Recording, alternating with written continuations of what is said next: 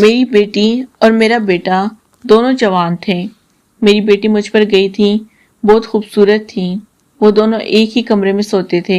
ان دنوں میں بہت پیار تھا، جنہیں دیکھ کر میں بہت خوش ہوتی تھی کہ اللہ سب کو ایسی اولاد دے۔ میں نے کبھی ان کے بارے میں غلط نہیں سوچا ہے۔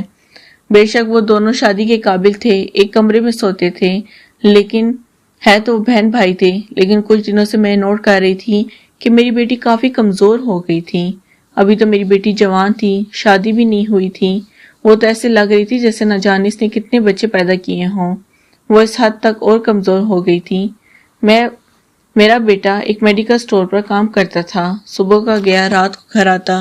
ایک دن میری بیٹی صبح اٹھی تو اس کے ہاتھ کی چادر دھو تار ڈال کر پھیلا رہی تھی، تو میرے پوچھنے پر کہنے لگی بیڈ شیٹ تھی جو واش روم تھی، چادر کافی دنوں سے گندی، صبح صبح ہی دھو لیتی ہوں۔ اس کے بعد وہ دوبارہ اپنے کمرے میں جا کر سو گئی اور میرا بیٹا ناشتہ کر سٹور پر چلا گیا۔ ایک رات مجھ سے رہا گیا، اچانک میں نے اپنی بیٹی کے کمرے کا دروازہ کھولا تو آگے جو منظر دیکھا، میرے سر پر آسمان گر پڑا، کیونکہ میری بیٹی اور بیٹا ایک بستر میں بنا 16 سال کی تھیں جب میری شادی ہو گئی۔ شادی کے پہلے سال میری ایک بیٹی پیدا ہوئی، لیکن چھوٹی عمر میں ماں بننے کی وجہ سے میں مرتے مرتے بچی تھی۔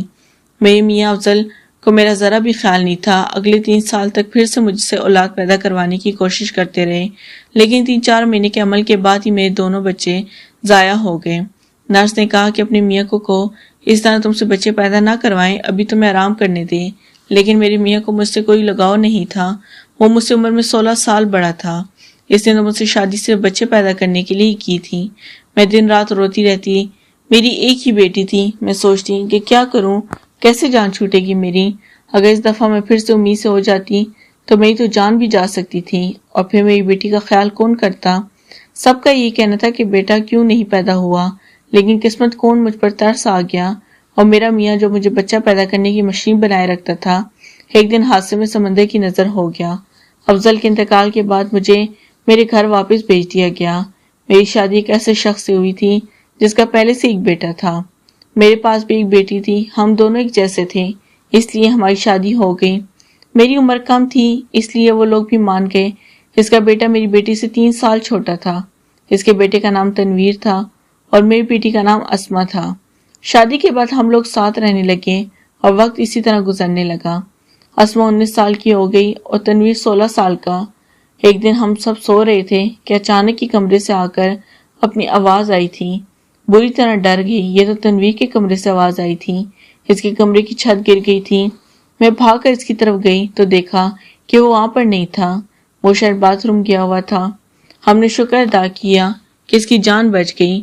اس کے بعد میں نے کمرے میں دونوں کو سلا دیا، کیونکہ باہر تو بہت زیادہ سردی تھی اور باہر کوئی سو نہیں سکتا تھا، اس لیے دونوں کمرے میں ہی سوتے تھے۔ مجبوری تھی، کیا کرتے، کمرے میں تو دکان تھی، باقی ایک کمرہ ہی فری تھا۔ ایک دن میرا اپنا تنویر ہی اسما کے کمرے میں سویا تو صبح صبح کچھ ایسا ہوا کہ میں حیران رہ گئی۔ تنویر اٹھ کر ناشتہ کرنے لگا تھا، جبکہ اسما ابھی تک سو رہی تھی، لیکن وہ اتنی دیر تک تو کبھی بھی نہیں سوتی تھی۔ اس کی عادت تھی کہ وہ صبح جلدی جاگ جاتی تھی۔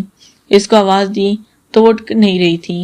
تھوڑی دیر کے بعد میں نے اس کو چیک کیا تو پتہ چلا کہ وہ بے ہوش ہو چکی ہے۔ میں بری طرح گھر ڈر گئی تھی کہ کیا ہو گیا ہے۔ تنویر کو کہا کہ محلے والی نرس کو بلا کر لائے۔ نرس آتی ہوئی تو اس نے یہی کہا اسما بے ہوش ہو گئی ہے، لڑکی کافی کمزور ہے، خون کی بھی کمی ہے، کوئی تھکن والا کام نہ کروائیں۔ جب اسما کو ہوش آیا تو میں نے پوچھا کہ کیا ہوا، تو کہنے لگی کہ بس ایسے ہی بیٹھے بیٹھے بے ہوش ہو گئی تھی۔ میں نے اسما کو کہا آرام کریں، میں اس کے لیے ناشتہ بنا کر لاتی ہوں۔ جب میں ناشتہ بنا کر کمرے میں واپس آئی تو کمرے میں نہیں تھی اور بیڈ کے بستر والی چادر بھی نہیں تھی۔ میں نے باہر جا کر دیکھا تو اسی چادر کو بیٹھ کر دھو رہی تھی۔ میں فوراً غصہ ہو گئی۔ میں نے کہا اسما، رات تم لوگوں نے کیا کیا جو چادر گندی ہو گئی تھی، اور ایسی کیا چیز تھی جو تم مجھ سے چھپانا چاہتی ہو؟ اسما چھوڑ دے اس کو، میں خود دھو دوں گی۔ لیکن اسما نے میری بات نہ مانی اور چادر کو دھو کر تار پہ پھیلا دیا۔ اس کے بعد ہی ناشتہ کیا، پھر تھوڑی دیر کے لیے سو گئی۔ تنویر تو باہر چلا گیا، اس کو صرف مڈل تک ہی پڑھائی کروائی تھی، اب تو وہ ایک میڈیکل سٹور پر کام کیا کرتا تھا، گھر والی دکان میں خود ہی چلاتی تھی۔ تنویر شام کو گھر واپس آیا تو کہنے لگا میں کھانا کھا کے آیا ہوں۔ وہ کافی دیر سے آیا تھا۔ اسما تو پہلے ہی کمرے میں جا کر سو چکی تھی۔ تنویر بھی اسما کے پاس جا کر کمرے میں سو گیا۔ میں نے رسوئی میں ہی چارپائی ڈالی، لیکن میں عجیب باتیں سوچنے لگی کہ میں نے بھی تنویر کو کبھی یہ نہیں بتایا کہ وہ میرا سوتیلا بیٹا ہے۔ اس نے بھی اپنے حصے کا پیار مجھ سے لے لیا۔ ویسے بھی ہمیں اس کا سہارا تھا کیونکہ وہ اس گھر میں مرد تھا، ورنہ ہم دو عورتیں کہاں جائیں۔ کام بھی اچھے طریقے سے کر رہا تھا۔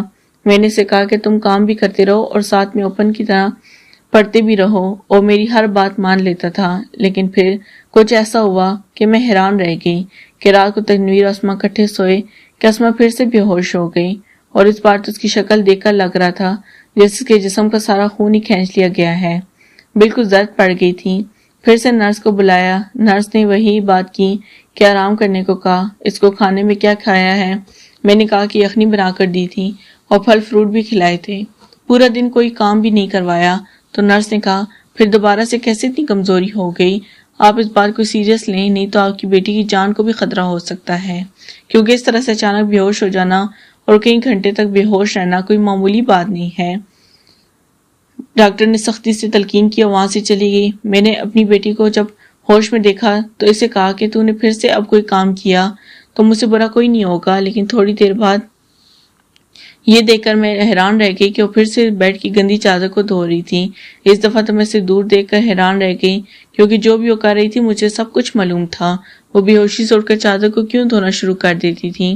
یہ سب کچھ کیا ہو رہا تھا؟ تب سے ہی میں بے ہوش ہو رہی تھی جب سے بیٹے تنویر نے اس کے کمرے میں سونا شروع کیا تھا۔ بیٹا تنویر اس کے لیے غیر محرم تھا، لیکن بچپن سے دونوں ایک ساتھ پلے پڑے تھے۔ ان دنوں میں تو بہن بھائیوں سے بھی زیادہ پیار محبت تھی۔ پھر ایسا کیا ہو رہا تھا کہ میری بیٹی کی طبیعت دن بدن خراب ہوتی جا رہی ہے؟ اسما جوان لڑکی تھی، ابھی تو اس کی شادی بھی نہیں ہوئی تھی۔ جوانی میں تو بہت طاقت ہوتی ہے۔ عورت کا بیڑا غرق تو تب ہوتا ہے جب وہ بچے پیدا کرتی ہے، تو اس کے اندر بالکل بھی طاقت نہیں رہتی۔ لیکن جوان لڑکیاں یوں بھی ہوش ہونے لگیں، یہ تو کوئی نارمل بات نہیں تھی۔ اس نے چادر دھو کر تار پر پھیلا دی اور آس پاس بھی ایسے دیکھ رہی تھی کب جیسے اسے دیکھا تو نہیں۔ میں رسوئی میں کھڑی یہ سب کچھ دیکھ رہی تھی۔